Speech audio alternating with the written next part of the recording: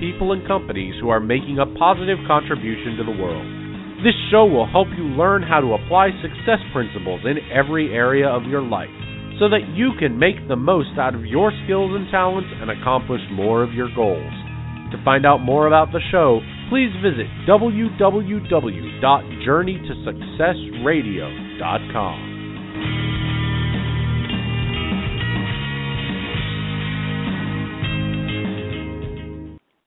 Hello, everyone, and welcome to Journey to Success Radio. My name is Kelly Russell, and I will serve as your host today. Our guest today is creator, writer, and poet Denele Biggs. Denele's falling in love with writing was not intentional. It was developed and evolved over time. She has always loved words and the way one particular word can describe an accumulation of feelings. Poetry is her preferred mode of writing because it helps to enact feeling and enlivens experiences. Her work tends to focus on the emotions, spirits, and modes of self and others invoked by various circumstances. Although she didn't set out to become a poet, there was a time in her life when she needed to escape the reality of being abused in past relationships. At the time, she was not ready to discuss her issues, so she decided to write what she felt. To her surprise, the more she wrote, the more she enjoyed expressing herself with written words. As her writing developed and others began to review her work, certain descriptions started to emerge as well as a pattern. Her influences are first and foremost everything she sees, feels, and experiences. However, she's always been interested in the rich and robust history of African diaspora. It's in her, it grabs her, it is her. Her influences are first and foremost everything she sees, feels, and experiences. However, she's always been interested. Up to this point in her writing, she's been involved in multiple intimate writing sessions, participated in Cave Kanam's 2013 Pittsburgh workshop, a featured poet at the 2013 Softer Side seminar, and had a poem published on the online magazine For Harriet in July 2014. A featured poet in the United for Charleston Vigil, and has completed a collection of poetry entitled The Unspoken, A Better Life from Lessons Learned, published May 14th of 2015. Denele D. Biggs currently resides in Pittsburgh, Pennsylvania, where she's raising her creative, big-hearted, artsy, dance, and music-loving daughter. Denele, are you with us today? I am. Thank you for having me. Thank you for taking the time to join us, and thank you again for your time and hospitality. Let's get this started. What inspired you to write your first book? Well, I had been writing for a while, and I thought it was time for me to open myself up to the world. I was once extremely closed off and guarded and just afraid to let the real me shine. So, with growth and wisdom, I learned that it was just okay to be myself. And, I know that everyone goes through a multitude of issues and problems, and you never know who you might inspire with your story. So I decided it was time to be transparent and just to put my life on display through my collection of poetry. So that's what kind of inspired me to write my first book. I wanted just to be able to help others. I want to touch on a point you said about the point letting you shine. Just expand on that, because of the whole thing of growth that I think we experience in our lives, where we at times encounter fear, and we have to get past our fear, that false evidence appearing real, in order to grow. So talk about how you got past that fear in order to help you grow. Just with a lot of prayer and just a lot of talking to other people. Once you begin to open up and talk to other people, you realize that there are so many other people that have the same experiences that you have. And, I've been through quite a lot in my life. And, just pushing forward and like I said, with a lot of prayer, I just began to open up, and it also comes with, growth and wisdom. As you grow older, you learn a lot, and you're able to kind of help others throughout your journey. So just the combination of talking to others, prayer, and gaining that wisdom as I matured helped me push through.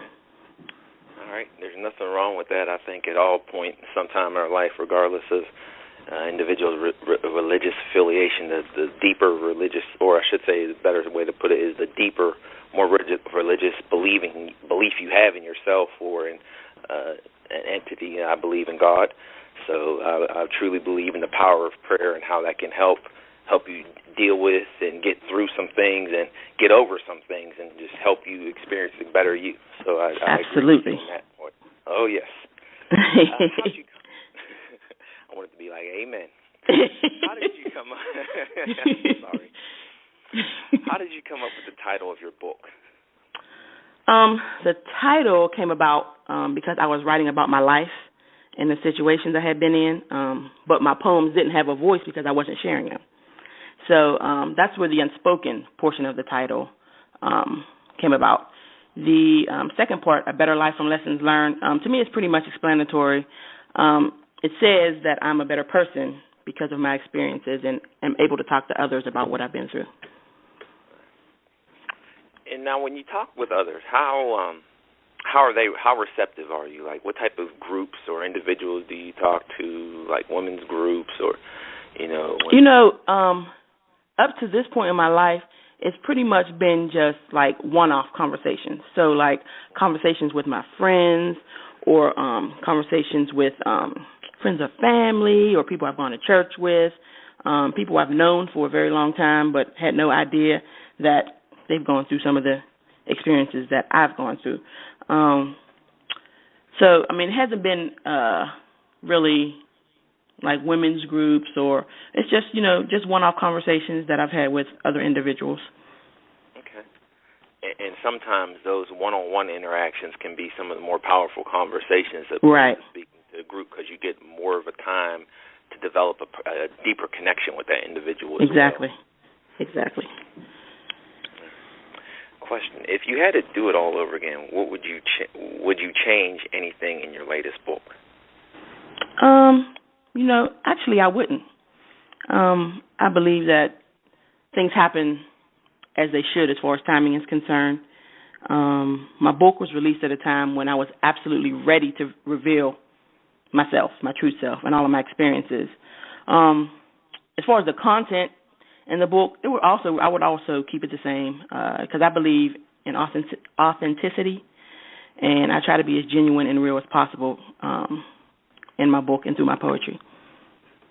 So I wouldn't change a thing. All right. Now, you said the book was released at a time where you were ready to reveal your true self. What led you up to that? Just life in general. I've never been more happy than I am now. Not to say that I don't have off days or off weeks, but in general, I'm happy. I'm happy with life. But there was a point where I wasn't, and I was a totally different person than I am now. Like I said before, I was guarded. I was very closed off. I didn't express myself, and when I did, I didn't do it the right way. So just through growth and maturity and, listening to people give me feedback about my personality and what they think I should do and how I should handle certain situations, it's just, it was a process. All right. Now, you talked about how you're happy with life and you weren't at a point where you were. Somewhat feeling like you may have touched on the point, some of the points I'm about to add in this question I'm about to ask. But what helped you bring you out of that deepest pit of your life? God. Just trusting and believing that everything would be okay. And, my daughter also helped a lot. I had my daughter when I was 31. And, after I had my daughter, I went through a series of events. I got divorced. I lost my job. There was a time where she was sick for a while. So it was just like a trickle-down effect all at once. And at that particular time, I was just like, I don't think I could take anymore. And all I could do was just pray for God to bring me out of that situation. And he did. And, now that I look back, I just smile and laugh because it was a lot at the time. But if it was to happen all over again, I think that I would handle it differently. and I would be able to look at what I was going through as a blessing, and to be able to learn from what I was going through. Now, I like how you say that point, because we all come with through life. Life happens, right? And we all go through trials and tribulations, and it's like the whole philosophy. Well, is your glass half full, or is your glass half empty? Right. And it's a question of how, like, when something happens to you, you can be like, oh man, this is horrible, or you can look at it as, okay, I don't understand what's going on right now. I'm a little uncomfortable, but I'm gonna get through this pain. I'm gonna get through this struggle. And eventually, it will subside. The pain might take a day, a minute, or an hour, or even a year, but it will subside. And going back, that's why I believe faith is one of the best things that, an individual can have to help pull them through the times of struggle, to help pull you through the times of sorrow and sadness and sorrow, because we all know it's going to happen. We talked last week. We were supposed to do this interview last week, and my mother-in-law passed away, and I was extremely grateful that you understood what was going on. We just need to push it back a week.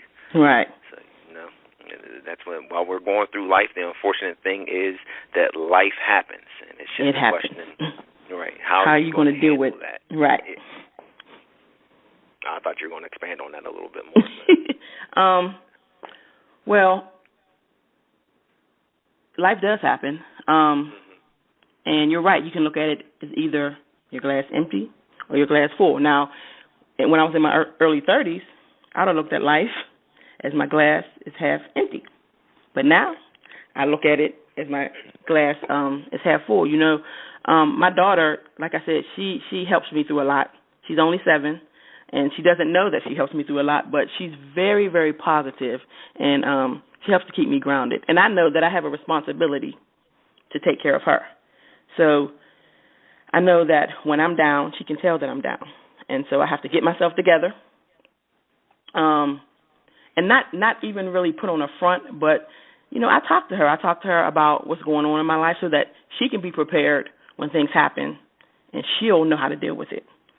So she helps me kind of get through, transitions that happen in my life, and she understands that life happens. Everything's not going to always go as you plan for it because you're not in charge. Right. Oh, that is so true. That is so true. I want to get back to the book for a second here. What was the hardest part of writing your book?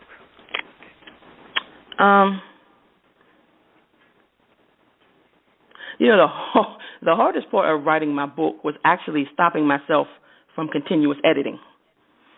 I'm infamous for reading my poetry and seeing something that can be changed, and then like, wait a minute, I need to change this, I need to change that. But as an artist / writer, that's what we do. We're our worst critics. I can't even go back and do my book today and see something like, oh, I could change this whole poem. But I just had to force myself to put my pen and paper down and just say, I'm done.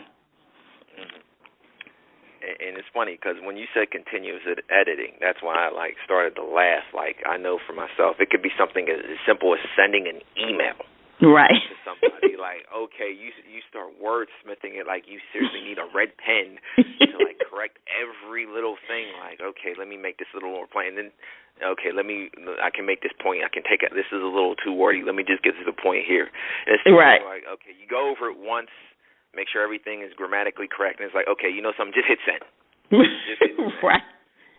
And the funny thing is, with you being a writer, I remember watching a TV show one time, and I'll just say the name. It was Mike and Molly.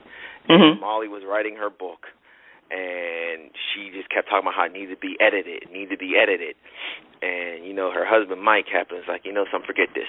And he just hit send. I know. I have a friend, it's like, Denele, just please, just stop. It's fine. I'm like, no, it's not. So I have to be forced at times just to leave it as it is and move on to something else. Right, let it go. And I think that's the problem with us as individuals sometimes. We overanalyze our stuff to where it's not that deep. Right. It's cool. Right. You've done it. You looked over it. It's fine. Just hit send. Right. I can agree with you with the part with continuous editing, because that can hold things up. Who inspires you? I'm inspired by a lot. There's not one particular person. I'm inspired by my family, my friends.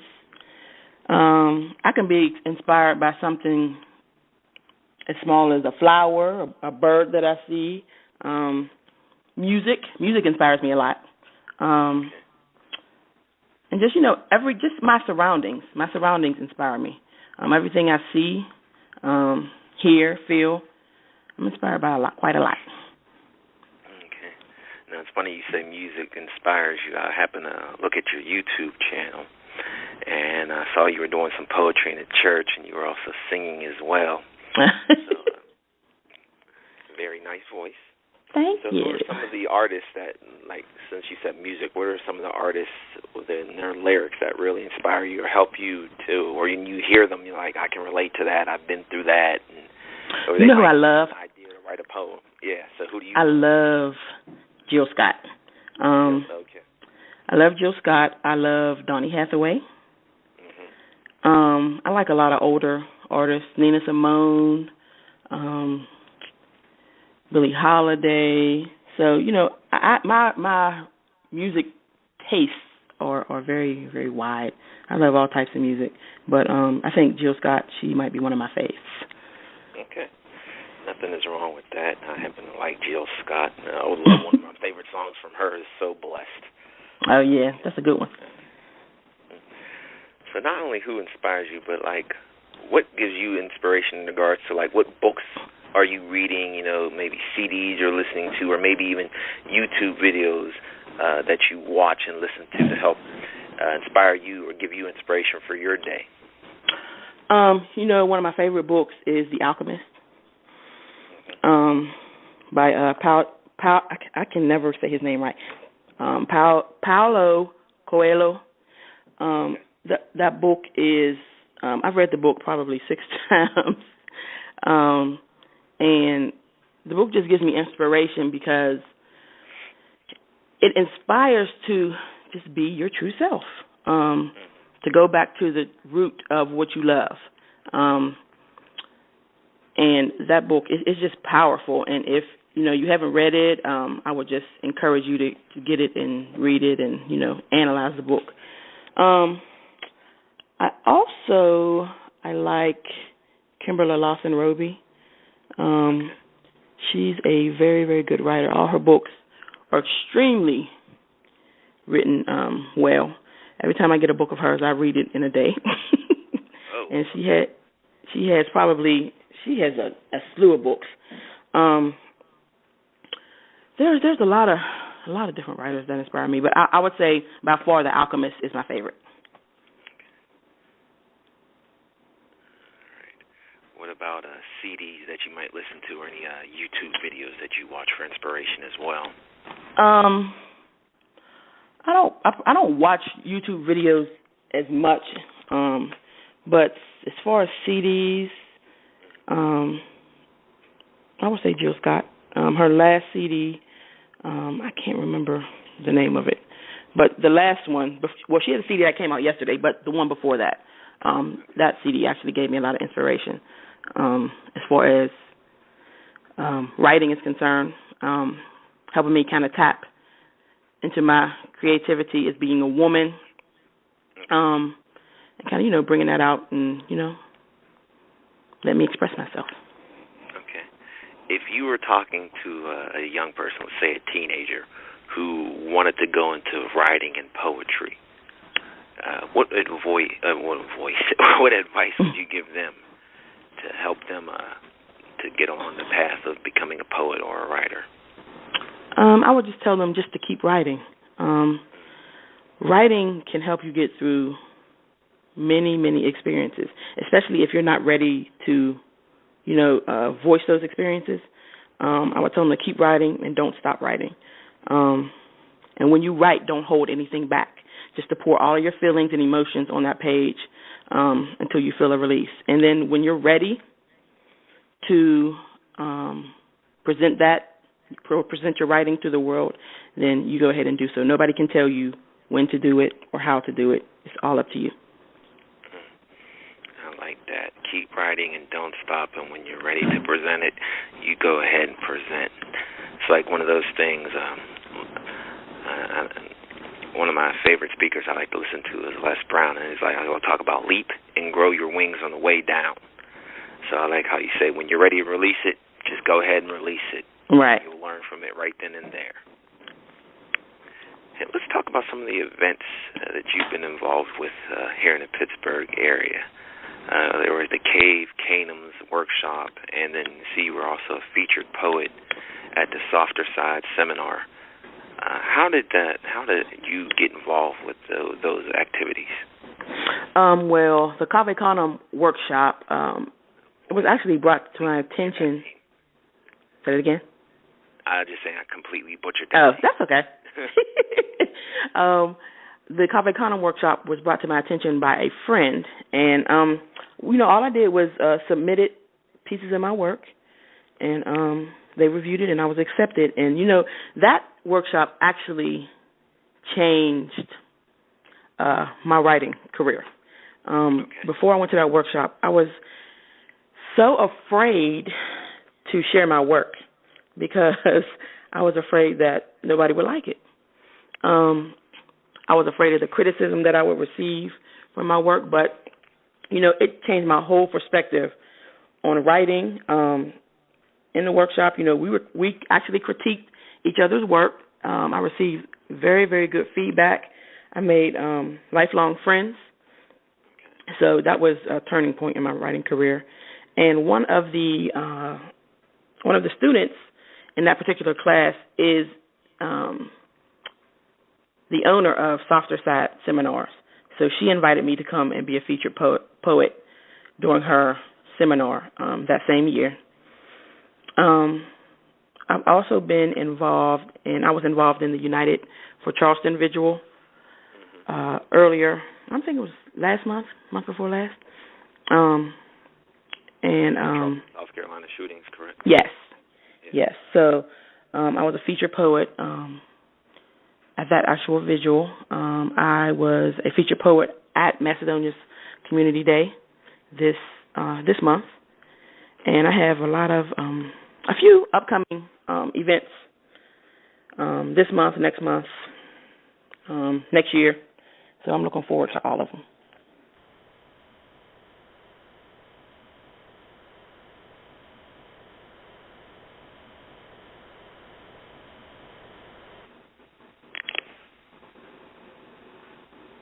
Hello? I'm here. Oh, no. If somebody wanted to get you as a speaker, how would they go about contacting you? Like, give out your contact information, your website. My website is DeneleDBiggs.com, and spell my name DENELE DBIGGS.com. I can be reached via email at info@DeneleDBiggs.com. And I also have a social media presence. I'm on Facebook, Twitter, Instagram, YouTube, and it's all Denele D. Biggs. See, if I was smart, I would have told you, knowing you, if you're a writer, I'm sure you got something. Do you have a small piece of poetry you could grace our listening audience with by chance? I can. Yeah.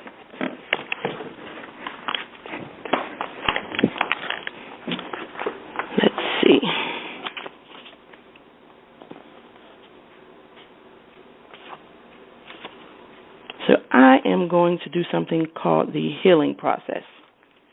Okay. I look to the future and expect happiness.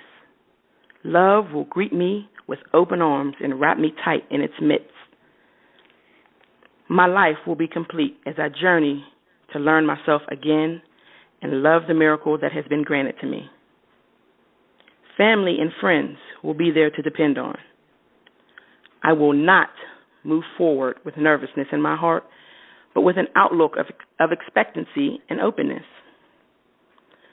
God will direct my path and guide me to make sensible, responsible decisions about my life.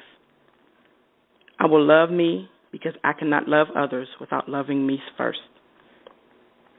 I thank him for waking me up and helping me to realize that I need to move on. There are better roads ahead, and I look forward to all that is for me.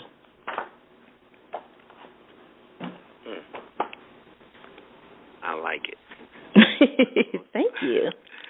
I was about to say one of the most powerful lines I took out of there was, "I will love me because I can't love others without loving me," and I think that's so true in our lives, especially we all come through these times of negativity, or people look in the mirror and you might not necessarily be happy with what you see, but if you really want to and you get the right mental attitude, you can change what you see in that mirror and you can fix your life. It all starts with a simple thought. I'm a firm believer, like they say, whatever the mind can conceive and believe, the mind can achieve. Right. But, one of the first things you have to do is you have to love yourself first. If you have to love somebody else. So I think about it. I think about it as, if I don't love me, who else is going to love myself? You know what I mean? I have to love me for anyone else to even think about loving me. Love is very, very powerful, and you can't love others without loving yourself. Like you said, regardless of what you see in the mirror, you don't have to like yourself, but you need to love yourself. Love everything that comes with you, all the baggage, all the negativity, the positivity. Just love everything about you, and all that other stuff you can work on. Right.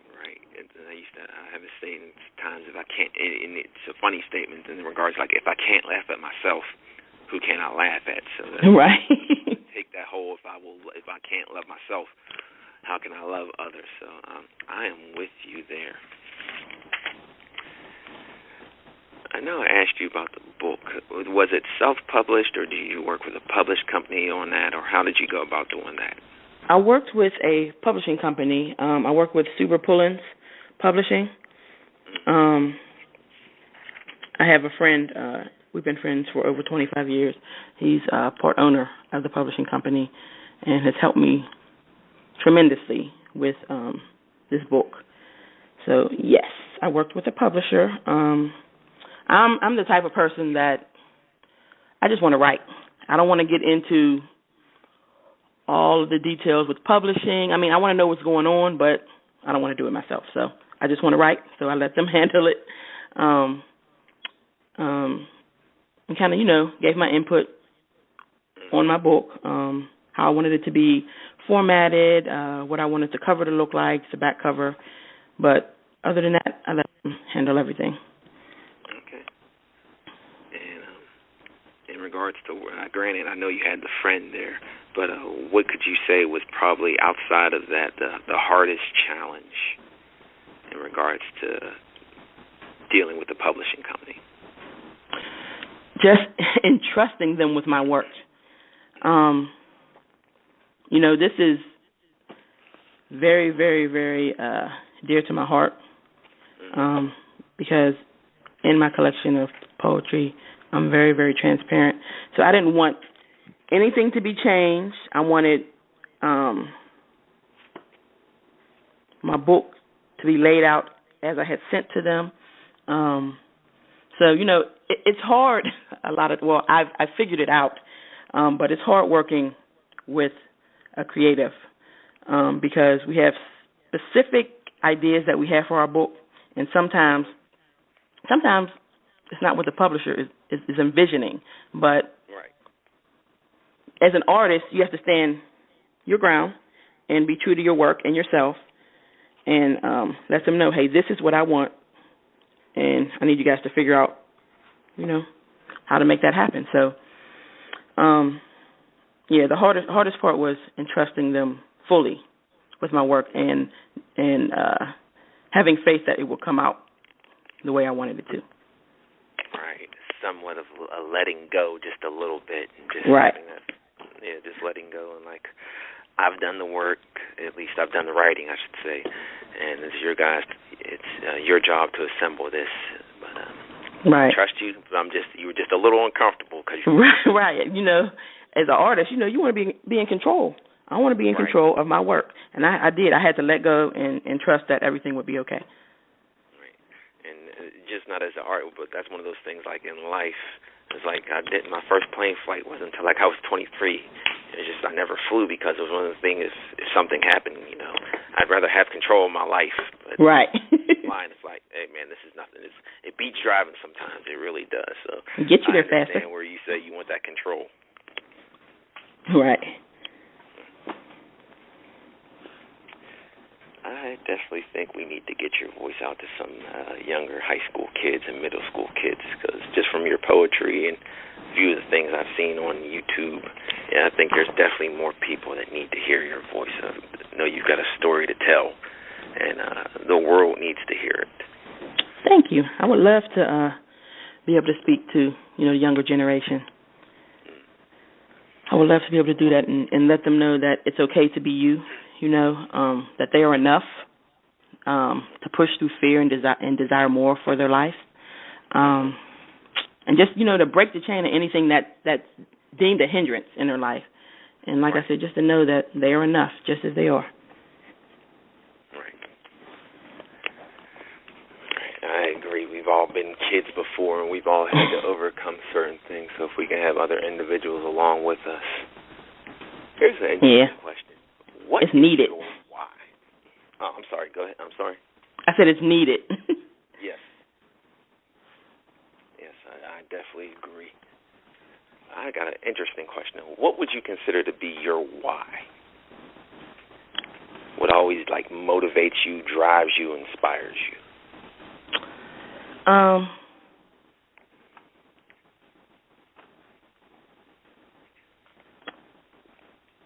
My why would be God.